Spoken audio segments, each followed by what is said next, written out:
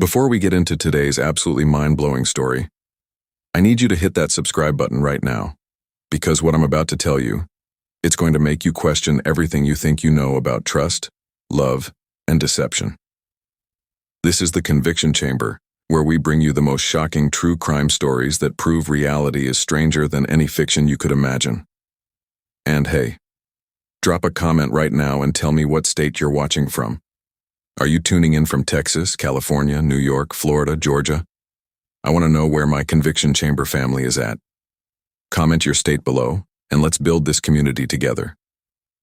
Now, let me ask you something. What would you do if you discovered that your husband, the man you've been married to for 6 years, the father of your children, had 2 other wives? What if you found out he had 13 children with different women? What if everything he ever told you, every single word, was a complete and total lie? That's exactly what happened to Mary Turner Thomson. And the man who did this to her. He didn't just ruin her life. He destroyed the lives of multiple women over the course of decades, and he did it all while pretending to be a CIA agent. This is the story of William Allen Jordan, the ultimate con man, the master manipulator, the man with 3 wives. Let's dive in. The year is 2000. Mary Turner Thomson is 33 years old, living in Edinburgh, Scotland. She's a single mother, working hard to provide for her young daughter from a previous relationship. Life isn't easy, but Mary is strong. She's independent, she's careful. And then, she meets William Allen Jordan online. Now, let me paint you a picture of this man. William Allen Jordan, who went by the name Will, was an African-American man in his 30s. Tall, well-built, covered in tattoos that he said told the story of his dangerous life. He had a commanding presence, a deep voice, and an air of mystery that was absolutely magnetic. When Will first contacted Mary through a dating website, she was skeptical. She'd been hurt before. She wasn't looking to jump into anything serious. But Will was different. Or at least, that's what he wanted her to believe. Their first conversation lasted for hours. Will told Mary he was originally from New Jersey, but he was currently living in the UK on special assignment. He said he worked for the Central Intelligence Agency, the CIA.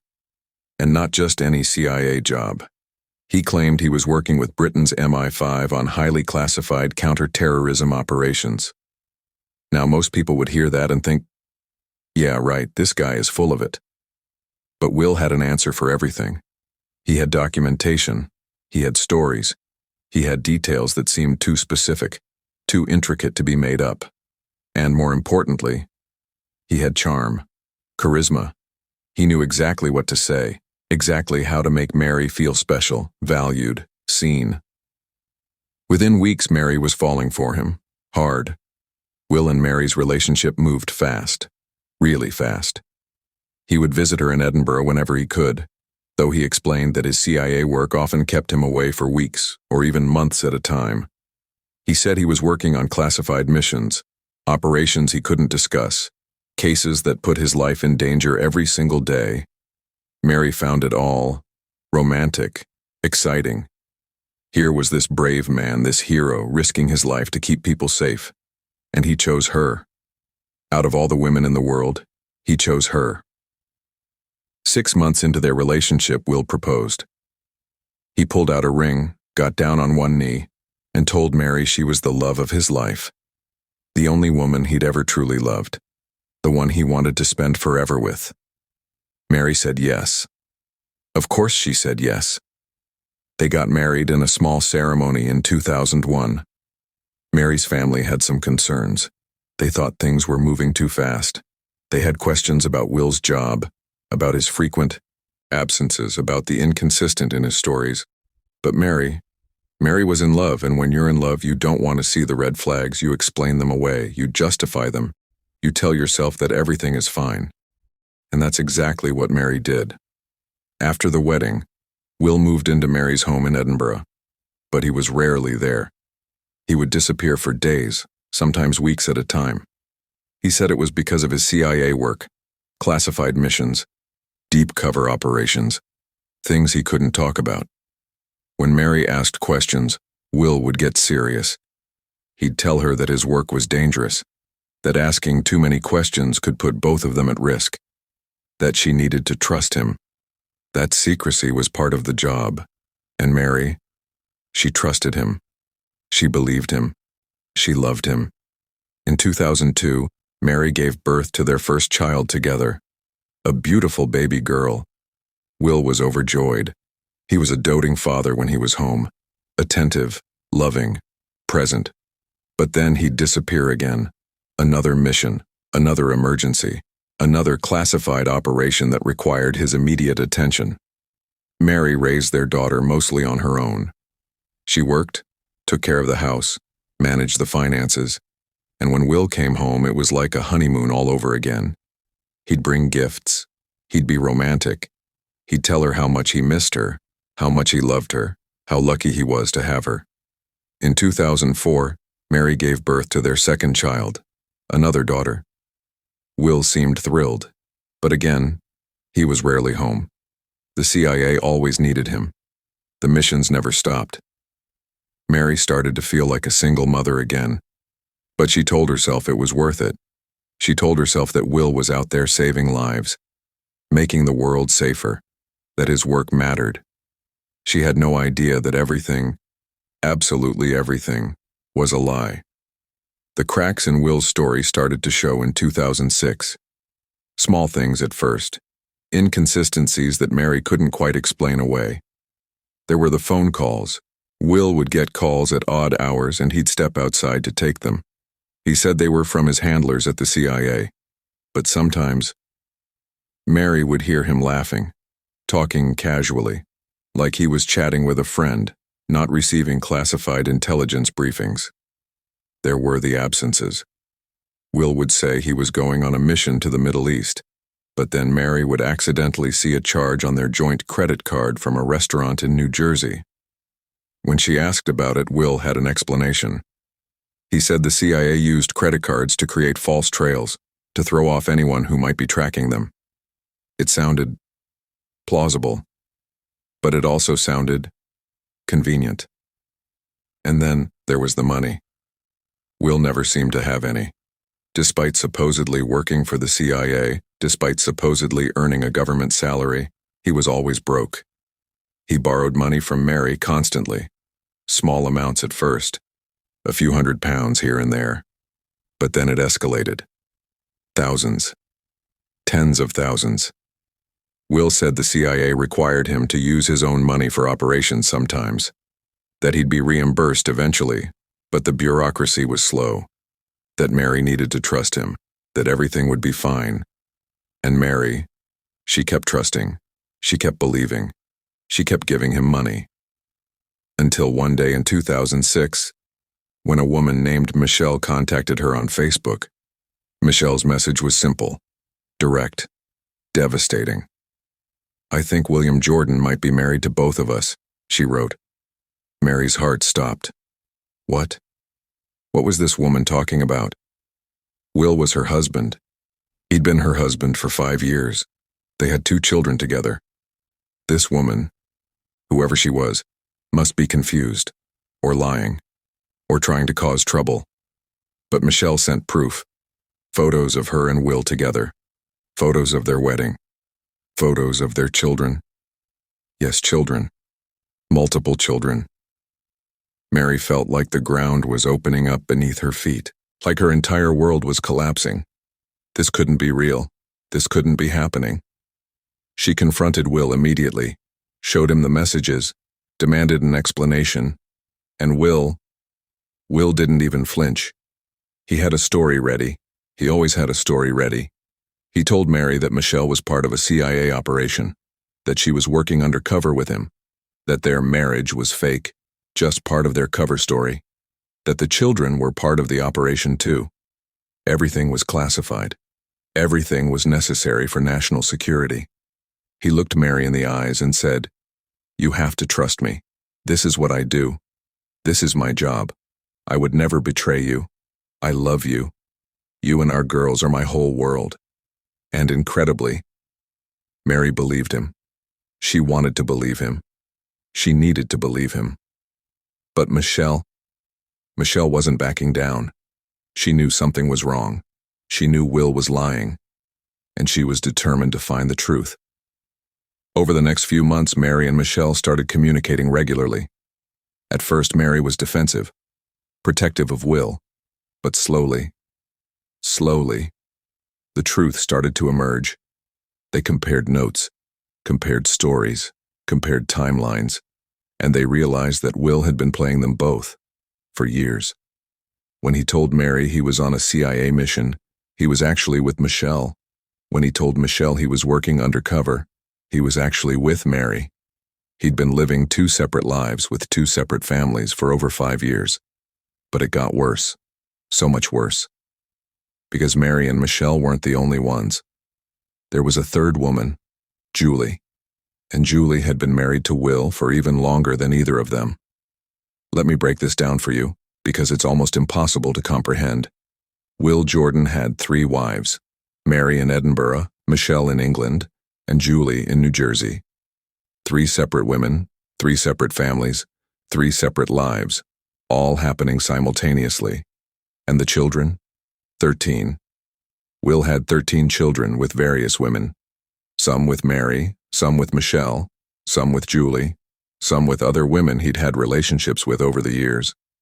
13 innocent children born into a web of lies so complex, so intricate, so completely insane, that it seemed impossible one man could maintain it all. But Will wasn't just any man. He was a master manipulator, a professional con artist, a pathological liar who had spent decades perfecting his craft. And the CIA story? Complete fiction. Will had never worked for the CIA, never worked for MI5, never worked for any intelligence agency.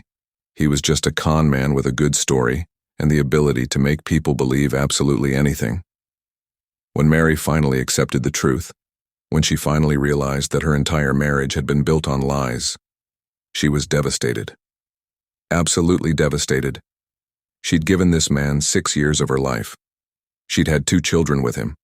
She'd supported him financially, emotionally, in every possible way. She'd trusted him completely, and it was all fake. All of it. But Mary didn't just cry and fall apart. No. Mary got angry. And then, Mary got even. She went to the police. She brought Michelle and Julie with her. And together, these 3 women, these 3 survivors, they built a case against William Allen Jordan that would finally bring him to justice. The police investigation revealed the full scope of Will's crimes. It wasn't just bigamy. It wasn't just lying. Will had been committing fraud on a massive scale. He'd stolen over £200,000 from Mary alone. He'd borrowed money using fake stories about CIA operations, sick relatives, emergency expenses, money that Mary had worked hard for, money that she'd given him because she trusted him, because she loved him. He'd done the same thing to Michelle and Julie, stolen from them, manipulated them, used their love and trust as weapons against them. In total, Will had conned multiple women out of hundreds of thousands of dollars over the course of more than a decade. William Allen Jordan was arrested in 2007. He was charged with bigamy, fraud, and multiple counts of deception. During the trial, the full extent of his lies came to light.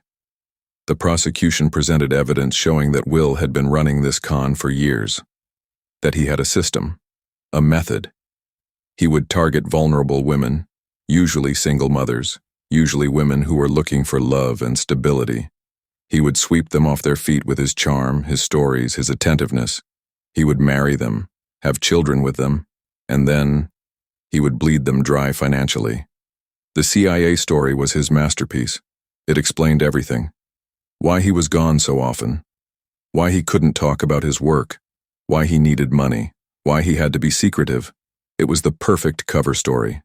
And for years, it worked. It worked because Will was charismatic, because he was convincing, because he knew exactly how to manipulate people's emotions and exploit their trust. The defense tried to argue that Will had psychological issues, that he was a compulsive liar who couldn't help himself, that he needed treatment, not prison. But the prosecution argued that Will knew exactly what he was doing, that this wasn't mental illness. This was calculated, premeditated fraud. This was a man who had spent years perfecting his con, who had ruined multiple lives without a shred of remorse. The jury agreed. William Allen Jordan was found guilty on all counts. He was sentenced to 5 years in prison, 5 years for destroying the lives of multiple women and their children, 5 years for stealing hundreds of thousands of dollars, 5 years for running one of the most elaborate cons in modern history. 5 years. That's it. Mary Turner Thomson was devastated by the sentence. 5 years felt like nothing compared to the damage Will had done, to the years of her life he'd stolen, to the trauma he'd inflicted on her and her children. But Mary refused to be just a victim. She refused to let Will's lies define her. She wrote a book about her experience called The Bigamist. In it, she detailed everything that had happened, every lie, every manipulation, every heartbreak. She wanted other women to know they weren't alone, that they could survive this kind of betrayal, that they could rebuild their lives. The book became a bestseller. Mary started speaking publicly about her experience. She became an advocate for victims of fraud and emotional abuse. She turned her pain into purpose. Michelle and Julie, they also moved on with their lives. They rebuilt, they healed, they found strength in their survival. And the children, all 13 of them, they grew up knowing the truth about their father, knowing that he was a con man, a liar, a man who had caused immeasurable pain to the people who loved him most. As for Will, he served his 5 years and was released from prison in 2012. And you'd think that would be the end of the story, that he'd learned his lesson, that he'd changed. But no, because some people never change. In 2014, just 2 years after his release from prison, William Allen Jordan was arrested again for the exact same crimes. He'd found another victim, another vulnerable woman, and he'd started the whole con all over again. The CIA story, the secret missions, the requests for money, everything. This time, he was sentenced to 7 years in prison, and when he was released in 2021, he was deported back to the United States. But here's the terrifying part. As of today, in 2025, William Allen Jordan is a free man. He's out there somewhere, probably running the same con on new victims, probably telling the same lies, probably destroying more lives. Because that's what predators do. They don't stop, they don't change, they just find new hunting grounds. So what do we learn from the story of William Allen Jordan and his 3 wives? What lessons can we take away from this absolute nightmare? First, if something seems too good to be true, it probably is. Will presented himself as this romantic, mysterious CIA agent. It was exciting, it was glamorous. It was exactly what Mary wanted to hear. But it was all a fantasy, a carefully constructed lie designed to manipulate her emotions. Second, trust your instincts. Mary had doubts. Her family had concerns. There were red flags everywhere, but she ignored them because she wanted to believe. She wanted the fairy tale to be real, and that desire, that hope, made her vulnerable to manipulation. Third, financial secrecy in a relationship is a major warning sign. Will constantly needed money, but could never explain where it went. He borrowed thousands from Mary, but never paid her back. That kind of financial behavior, it's not normal, it's not okay, and it's often a sign of something much darker going on. Fourth, no legitimate intelligence agency operates the way Will claimed the CIA operated. Real CIA agents don't constantly need money from their spouses. They don't have their partners fund their operations. They have expense accounts. They have procedures. Will's stories, they didn't add up. And Mary could have verified that if she'd done even basic research. And finally, emotional manipulation is a real and devastating form of abuse. Will didn't hit Mary. He didn't physically harm her. But what he did, the lies, the betrayal, the financial exploitation, it caused deep, lasting trauma. Emotional abuse is real abuse, and it leaves scars that can take years to heal. The story of Mary Turner Thomson and William Allen Jordan is a reminder that predators come in all forms. They don't always look like monsters. Sometimes they look like charming, attentive, romantic partners. Sometimes they tell you everything you want to hear. Sometimes they make you feel special, valued, loved. But underneath the charm, there's manipulation. Underneath the romance, there's exploitation. Underneath the love, there's lies. Mary survived. She rebuilt her life. She found strength in her survival. But not everyone is so lucky. Not everyone makes it out. Not everyone has the courage to face the truth and fight back. That's why stories like this matter. That's why we need to talk about these cases. Because somewhere out there, right now, there's another William Allen Jordan, another con artist, another manipulator, and there's another victim who needs to know that they're not crazy, that their instincts are right, that they deserve better. So I want to hear from you. What do you think about this case? Do you think Will's sentences were too light? Should he have gotten more time for the devastation he caused? And what about Mary? What would you have done in her situation? Would you have believed Will's CIA story? Would you have trusted him? Comment down below with your thoughts. And don't forget, tell me what state you're watching from. I love connecting with my Conviction Chamber family all across the country.